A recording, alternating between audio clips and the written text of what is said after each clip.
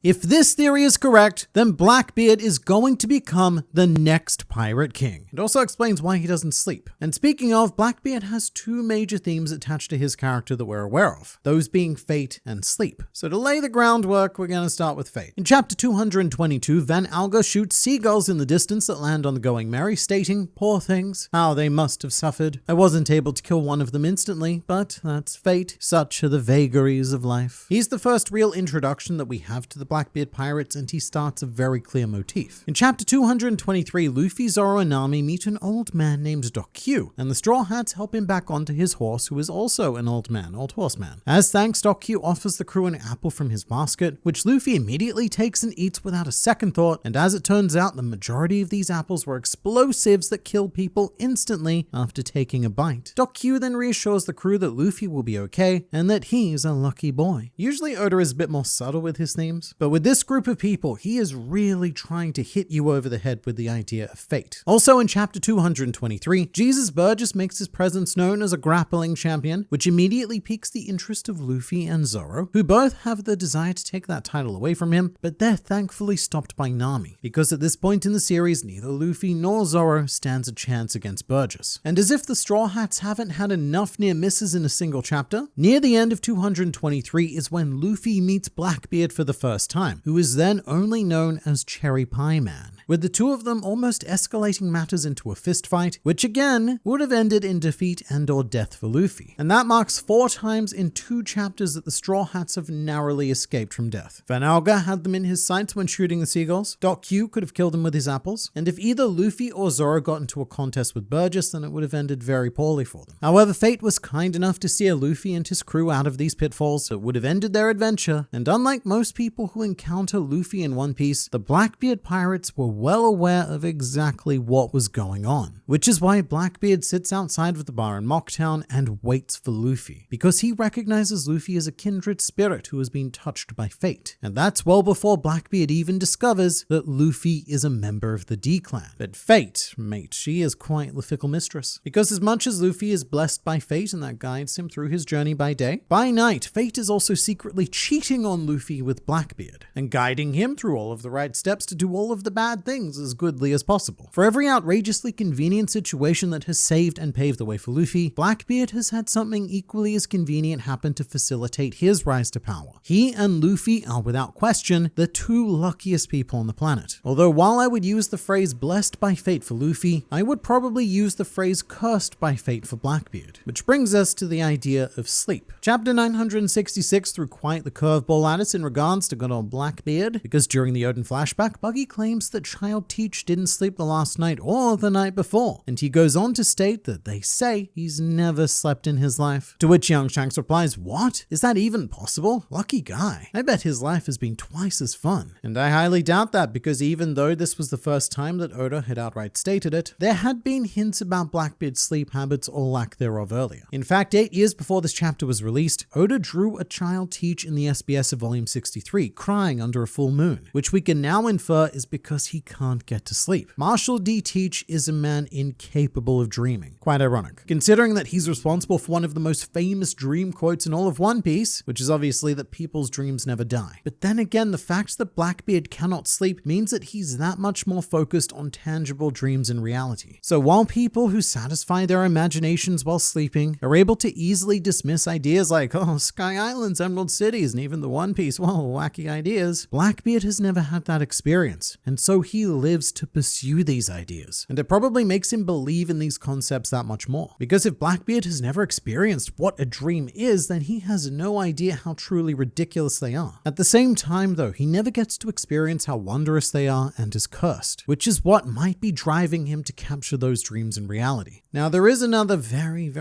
well-known story that involves the 2 primary themes of fate and sleep, one that Oda may have taken some inspiration for with Blackbeard's character. So let me know if you've heard this plot before. A man driven and or guided by the idea of fate conducts a series of calculated murders to gain power, inevitably reaching the title of king, but setting himself on the path to his own destruction, all the while being cursed to, quote, sleep no more. So you may have heard the phrase sleep no more before. It's been floating around for a good 400 years. is. And it originates from this little work called Macbeth by some dude named Shakespeare. And weirdly enough, Blackbeard's journey in One Piece so far has been sinisterly similar to Macbeth's. Turns out fictional pirates and fictional Scotsmen have more in common than you may have initially thought. Every move that Blackbeard has made in One Piece has a corresponding beat in Macbeth, which gives us a terrifying potential explanation for why Blackbeard doesn't sleep, but also an even more terrifying glimpse into the future, as things are only set to get far, far worse for us before they get better. Let's briefly go back to the idea of fate. The inciting incident of Macbeth is when the titular character, Macbeth, stumbles upon three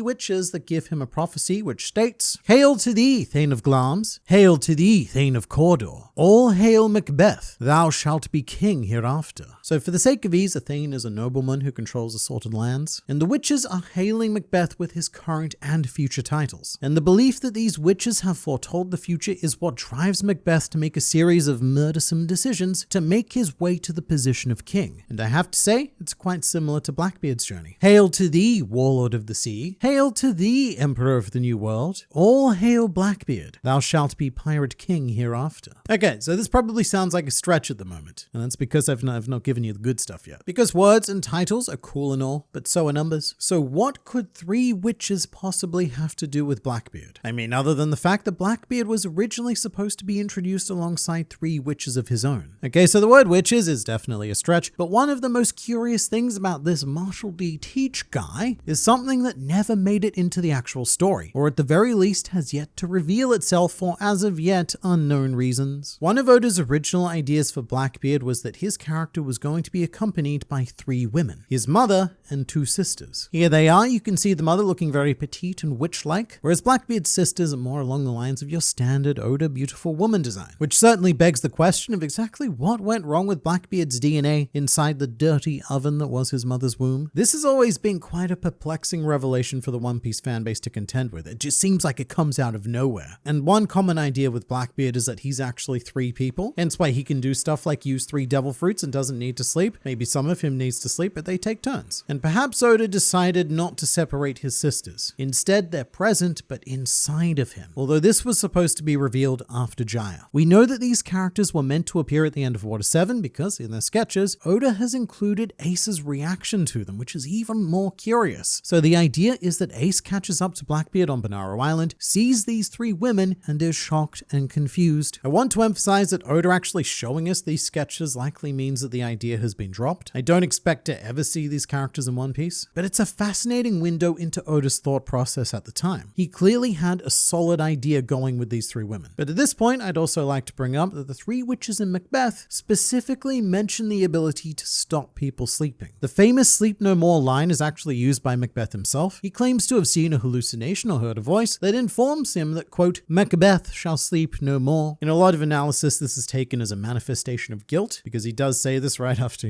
murdering someone. But there is another, more supernatural explanation. In Act 1, Scene 3, before Macbeth arrives, the witches are having a bit of a chit-chat about their past activities, where one of them states, "I am already master of other winds, the locations from which they originate, and every direction on the compass that they can blow. I'll drain him until he's dry as hay, and won't let him sleep during night nor day. He'll live as a cursed man." Should also point out that the person this witch cursed was a ship captain, but it would imply that they have the power to take away a person's ability to sleep. And the line very much applies to Blackbeard, living as a cursed man who will not be allowed to sleep during night nor day. And the original idea behind Blackbeard happened to include these three mysterious women of unknown intentions, seemingly assisting Blackbeard on his fated quest to become the Pirate King. If I haven't done this enough already, it's so important to emphasize just how much Blackbeard knows and understands that he's a subject of fate, because that's something that Luffy doesn't realize about himself. But Blackbeard knows that he is destined to do something. And not only that, but Blackbeard seemingly has that path laid out for him, because even at the age of 12, when he requested to join the Whitebeard Pirates, he did this knowing that it would be the best opportunity to find the Yami Yami no Mi, the darkness fruit that was the key to his rise to power. The fruit he said he'd been searching for his whole life, and the ability that Blackbeard claims chose him. Which, firstly, that line hits a lot harder now that we know that certain devil fruits have wills of their own. The idea that this fruit chose him? But secondly, how does a 12-year-old have such an intricately crafted plan? How does a 12-year-old know this much about the world and what he needs to find? He doesn't, not naturally. Someone's plural or something, gave him the information. Just like how Macbeth was prophesied to become king by the three witches. If they hadn't have told him anything, then he wouldn't have done anything. And not only that, but Macbeth's efforts to become king took place at night whilst everyone else was sleeping. He acted in the shadows whilst people were at the most vulnerable because Macbeth does not sleep. In fact, Macbeth shall sleep no more. In the same way that Blackbeard hid in the shadows and plotted by night to achieve his destiny. So there's a total of 5 steps to complete before reaching the position of maniacal kingman. Blackbeard has already completed 3 of those steps flawlessly, I might add. The first of which was gaining trust. Macbeth could never have achieved anything without the utmost trust from King Duncan, which he gained by thoroughly dispatching Duncan's enemies and consolidating his assorted Scottish powers. This is the sort of trust that takes years, even decades to build up, and Blackbeard made that investment. He was a member of the Whitebeard Pirates for 26 years before the opportunity to seize power presented itself. He was a member for so long that Teach was on the cusp of becoming one of Whitebeard's commanders. In fact, the only reason why the Division 2 commander position was vacant was because Teach declined to take it. Teach was even the one who encouraged Ace to become the commander, again choosing to hide in the shadows cast by a very bright flame. And then one day, it happened. Step 2, betrayal. Things go a bit out of order here, but both Macbeth and Teach end up killing their close comrades because they see it as an important step in the prophecy. Macbeth kills his bestie Banquo because the witches said that Banquo's descendants would also be king, and Blackbeard kills Thatch because he found the Yami Yami Nomi, and therefore getting rid of Thatch via vicious kill murder became an integral part of Blackbeard's prophecy. We also can't undersell the degree of Blackbeard's betrayal. Macbeth and Banquo were the Scottish lord equivalent to besties, whereas Teach and Thatch were brothers. That's the format of the Whitebeard Pirates family. However, step 3 was to usurp the crown, which Macbeth did in the dead of night, choosing to murder Duncan in his sleep whilst he was at his most vulnerable. And wouldn't you know it, our much hairier, much more rotund One Piece Macbeth did exactly the same. He waited until Whitebeard was in his most vulnerable state during the Paramount War, and he struck out of nowhere. And whilst it wasn't nighttime, he did cover himself in a sheet, so it was dark. But again, he hid in the shadows. And a year later, Blackbeard was officially declared an Emperor of the Sea after usurping Whitebeard's position following the Payback War. This is the point at which Macbeth became king. Duncan was dead, his sons were blamed for the murder, and everything fit into place quite nicely. However, I dare say that Blackbeard has yet to fully reach this point because he's a man who believes that he's destined to become the Pirate King. An emperor is not good enough. And given everything we've seen from him so far, of all the puzzle pieces that have fit so perfectly in his rise to power, I don't doubt that he has the capabilities and even fated role of becoming the next Pirate King. The most curious thing though is that Macbeth knew that his reign wouldn't last, because again the witches told him who would eventually become king afterwards, Banquo's progeny, which sent him into a spiral of horror, trying to prevent the very fate that he had believed in so strongly to get himself there. Which takes us to part 4, madness and tragedy. To maintain his grip on power, Macbeth went on a murder spree, killing the family of Macduff, the man who would eventually put an end to his tyranny. Now this is something that you could argue that Blackbeard has already done, because he was technically responsible for the death of Ace. I mean, yeah, Sakazuki killed him, but this entire war was orchestrated by Blackbeard. So Blackbeard's actions killed the family of Luffy, our obvious Macduff. However, there is another tragedy yet to come, because it could also be argued that Luffy's family tragedy is going to be Shanks. Shanks being killed by Blackbeard is not a new thought. I've talked about it, rather appropriately, to death, so I'm not going to go too deeply into it here, but it's a very likely outcome, and one that paves the way for the final act, which is the inevitable downfall. So what happens next is, and it's rather cheeky, as part of their prophecy, the witches informed Macbeth that no man born of a woman can kill him, which Macbeth misinterprets as him being undefeatable, which is a lifestyle currently enjoyed by Blackbeard and his crew. A bunch of crazy YOLO swaggers willing to do any number of stupid things like invade Impel Down and get team wiped by Magellan's fatal poison. They're willing to do things like that because they have the utmost trust in fate. There is some greater force at play backing them, and thus allowing them to conduct what any reasonable person would consider to be suicidal tactics. And Luffy does the same, except without the knowledge of the fate that's backing him. But that's the thing. Macbeth isn't the only character in the play to be subject to the prophecy, because in a painfully cemented romantic twist of fate, it turns out that Macduff was born from a C-section and was thus technically not born via the traditional vaginal path of a woman, which allows him to strike down Macbeth. And I think that Luffy occupies a very similar role. Blackbeard recognizes Luffy as a man touched by fate, but he does not fear Luffy, not the way he should. Because whatever prophecy it is guiding Blackbeard has sneakily shrouded Luffy's role, and that's something unlikely to become apparent to Blackbeard until the final moments of the final conflict. Something I've slowly begun to realize over the years is that we've never seen Blackbeard in a state of uncertainty. No matter what situation he's in, he goes into it knowing what his dinner plans are afterwards. And that's crazy because not even Luffy is that confident. And that will be his downfall. Blackbeard will miss something and will be struck down by Luffy, who will then go on to fulfill his own fate, but we've got a lot of horror still to come before that happens. It's always darkest before dawn, and the lowest moment of all may very well be when we see Blackbeard ascend to become the Pirate King. And to be the first to know when Blackbeard becomes the thing it is I just said, and don't forget to subscribe to this channel for consistent injections of One Piece culture administered directly into your YouTube feed.